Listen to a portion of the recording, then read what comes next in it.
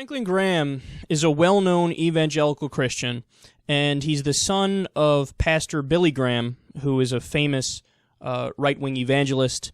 And he has a following that's nothing to scoff at. He has 325,000 Twitter followers, and he has 2 million likes on his Facebook page. So he has some influence in America. You know, he has about as much influence probably as a guy like John Hagee or Pat Robertson. I mean, this guy is in the Midwest and in the South. He's a guy who virtually everybody knows, and they respect. And not only does he have influence on people, he also has an influence on the politicians. So that's something that should scare everybody. I want to give you his response to the terror attack in Tennessee, because his response is very, very concerning. So let me show you his controversial post, which now has over 165,000 likes. Okay, take a look at this. He says, 4 innocent Marines killed and 3 others wounded in Chattanooga yesterday, including a policeman and another Marine, all by a radical Muslim whose family was allowed to immigrate to this country from Kuwait. We are under attack by Muslims at home and abroad. We should stop all immigration of Muslims to the U.S. until this threat with Islam has been settled. Every Muslim that comes into this country has the potential to be radicalized, and they do their killing to honor their religion and Muhammad. During World War II, we didn't allow Japanese to immigrate to America, nor did we allow Germans. By the way, let's pause, something they look back at as a giant mistake. Japanese internment camps are fucking frowned upon now, you idiot. Nobody looks at that like, yay, great time in American history. He says, why are we allowing Muslims now? Do you agree? Let your congressman know that we've got to put a stop to this and close the floodgates. Pray for the men and women who serve this nation in uniform, that God would protect them. Oftentimes, when we talk about the issue of Muslims and Islam in general, you know, you have people on the left saying, I don't want people to start, you know, stereotyping and generalizing. That's the problem, and that's what people on the left fear. And oftentimes you have conservatives say, well, nobody's doing that. So you're strawmanning us because nobody said all Muslims. You're making that up. That's the counter-argument that we often hear.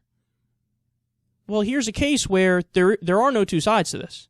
It's not an open question. It's not up in the air. He said, quite literally, we need to stop all Muslim immigration into the U.S. Quote, we should stop all immigration of Muslims to the U.S. There's no need for interpretation. There's no need for extrapolation. There's no need for hyperbole. He's saying stop all Muslim immigrants coming into the U.S. because of the actions of one guy. This is bigotry. That's like the definition of bigotry. How could anybody see anything else? Now, I'm a guy who's an agnostic atheist and an anti-theist, and I've been accused at times of, you know, being too hard on Islam or Muslims myself. No, I'm not. This is too hard on Islam. This is too hard on Muslims. This is ridiculous. This is the kind of bigotry that people on the left fear.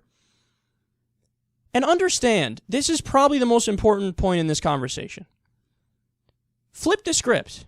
We just had an attack from Dylan Roof, a ultra-right-wing, neo-Confederate, white supremacist terrorist. Did Billy Graham say, you know, we probably should restrict immigration of all white people into America? We should probably spy on all white people in America? Or let's be more specific. We should probably spy on all far-right wingers in America.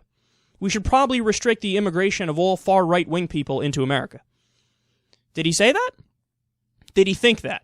Did the thought cross his mind for a second? No, of course not. Did he look, we've gone through the numbers before, guys. The Southern Poverty Law Center detailed all the attacks in the U.S. from the 1990s until today. There are more right-wing attacks, and there are more right-wing attempted terrorist attacks in the U.S. than Muslim terrorist attacks. Now, a lot of that is because there's obviously way more conservatives in America than Muslims, but either way, as a raw number, there are more right-wing attacks. At any step of the way, when there was any right-wing attack, did he say, look, this ultra-right-wing ideology is a problem. White supremacy is a problem. This yearning for the Confederacy is a problem. We should probably fight back against this through our policies. Did he ever say that? Fuck no, he didn't say that.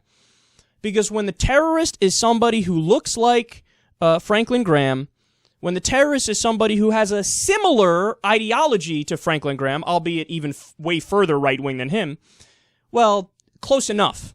So obviously you cannot generalize about the rest of the group because this is an individual who did an action.